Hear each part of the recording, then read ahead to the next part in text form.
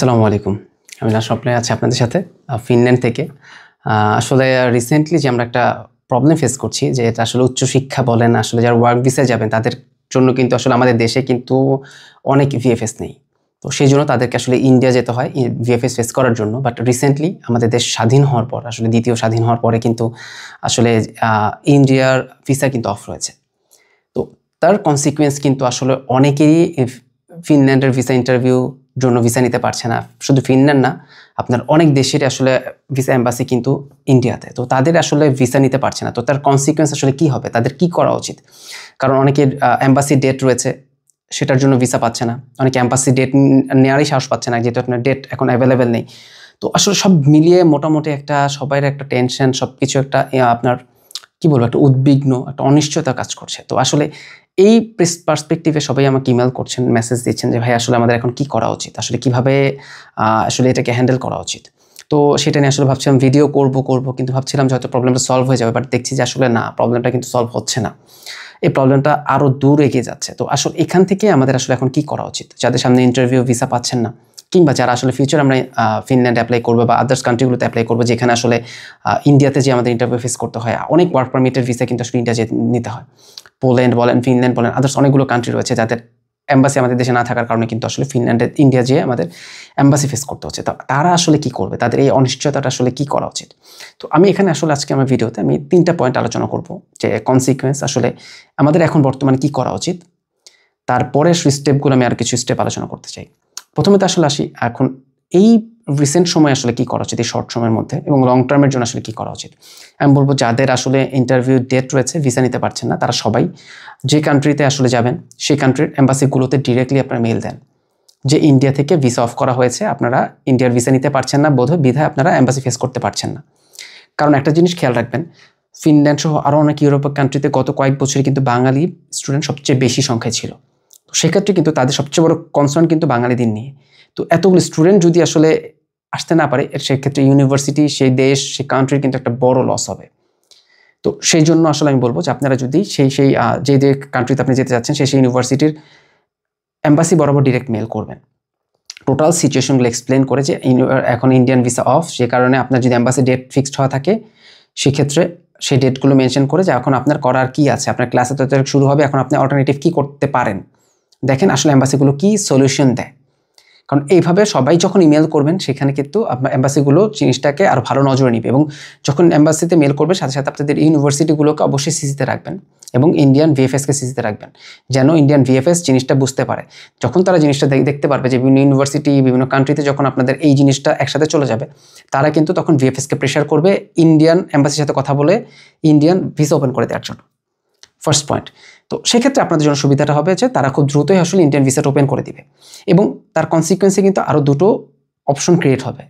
Second option হচ্ছে ইন্ডিয়ার alternative. আপনারা জানেন যে যারা বাংলাদেশে রয়েছে তাদের কিন্তু আসলে ইন্ডিয়াতে যেয়ে আসলে ভিএফএসটা ফেস করতে হয়, তাদের অন্য কান্ট্রিতে যে ভিএফএস ফেস করার কোনো অপশন নেই। যখন এই সিচুয়েশনটা ক্রিয়েট হবে তখন কিন্তু আমি ফিনল্যান্ড এম্বাসি আসলে এক্সাম্পল হিসেবে বলতে চাই যে ফিনল্যান্ড এম্বাসি কিন্তু তখন সেকেন্ড থিঙ্কিং করা ট্রাই করবে যে তাদের স্টুডেন্টদের ঠিকমতো সময় আসার জন্য। কারণ যত কিছু বলে না কেন, স্টুডেন্টদের এই টিউশন ফিস একটা কিন্তু বড় বাজেট প্রত্যেকটা কান্ট্রির, যারা আসলে ইন্টারন্যাশনাল স্টুডেন্ট নিয়ে ডিল করছে। তো তাদের একটা কনসার্ন থাকবে যে বাংলাদেশে এত স্টুডেন্ট আসে প্রতি বছর, তাদের যদি সেই সংখ্যাটা কমে যায় তাদের জন্য একটা বড় লস। কারণ অন্যান্য কান্ট্রি দেখা যাবে অনেক স্টুডেন্ট আসলে এত টিউশন ফিস আসতে চাইবে কিনা। তো সেক্ষেত্রে তারা ট্রাই করবে অল্টারনেটিভ কোনো ভিএফএস ফেস করার জন্য, যেমন ইন্ডিয়ার সাথে সাথে নেপাল, থাইল্যান্ড, দুবাই, এইখানে কিন্তু ভিএফএস রয়েছে, ইন্ডিয়ান ভিএফএস ফেস করা যায়। তো তারা অল্টারনেটিভ একটা ওয়ে বের করার চেষ্টা করবে। এবং সেকেন্ড যে পয়েন্টটা রয়েছে সেটা সবচেয়ে বেশি ইম্পর্টেন্ট, সবচেয়ে বেশি হেল্পফুল হবে আমাদের জন্য। হয়তোবা ফিনল্যান্ড এম্বাসি বাংলাদেশে তাদের দূতাবাস ওপেন করার একটা চিন্তাভাবনা হয়তো করতে পারে।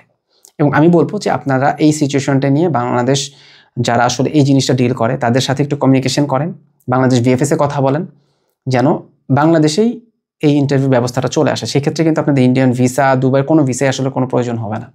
তো এই সিচুয়েশনটাকে আসলে পজিটিভলি আমি বলবো যে আপনারা একটু হ্যান্ডেল যদি করতে পারেন। আমাদের দেশে যেমন আসলে একটা কোটা আন্দোলনকেই শেষ পর্যন্ত সরকার পতন আন্দোলনে নিয়ে যাওয়া হয়েছিল, তো সেই সিচুয়েশনটা কিন্তু আসলে ছোট থেকে বড় হয়। এখন যেমন ইন্ডিয়া ভিসা অফ করে দিয়েছে, তারা চাচ্ছে আমাদের দেশের উপর একটা নেগেটিভ প্রভাব ক্রিয়েট করার জন্য।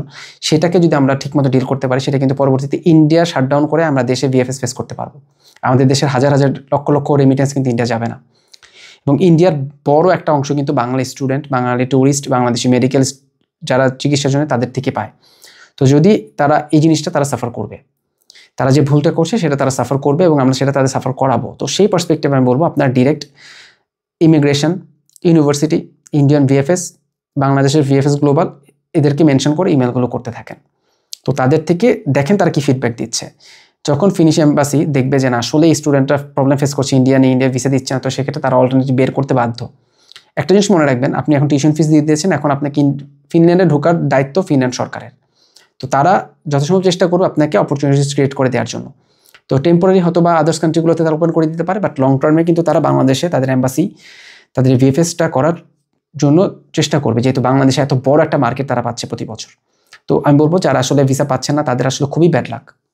তাদের আসলে এখন কবে ভিসা ওপেন হবে, কবে ভিসা অ্যাপ্লাই করবেন, কবে ইন্টারভিউ ফেস করবেন, সেটা একটা অনিশ্চয়তা চলে গেছে। তো এটা আসলে আমাদের হাতে এখন করার কিছুই থাকবে না। হয়তো আল্লাহর কাছে দোয়া করতে পারেন যেন খুব দ্রুত ইন্ডিয়ান এম্বাসিটা খুলে দেয়, আপনাদের ভিসা প্রবলেমটা সলভ হয়ে যায়, অথবা অল্টারনেটিভ যদি কোনো অপশন থাকে। বাট প্রবলেম ফেস করতে হচ্ছে যাদের ক্লাস খুব দ্রুত সময়ের কাছে চলে আসছে, যেমন আপনার অনেক ইউনিভার্সিটিতে একটা ডেডলাইন রয়েছে যে এত তারিখের মধ্যে না আসলে কিন্তু অ্যাডমিশন ক্যান্সেল হয়ে যাবে।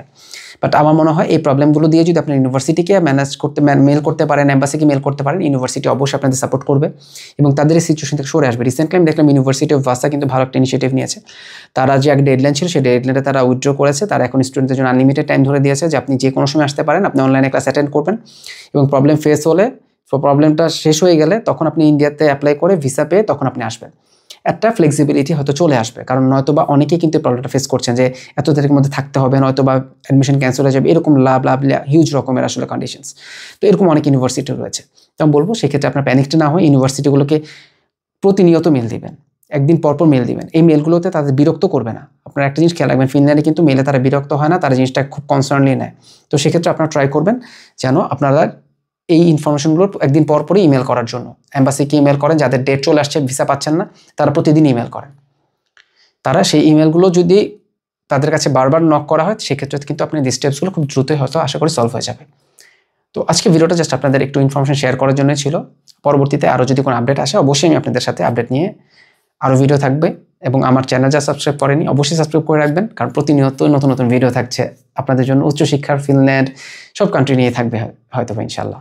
তো আজকে এই পর্যন্তই, ভালো থাকবেন, আল্লাহ হাফেজ, আসসালামু আলাইকুম।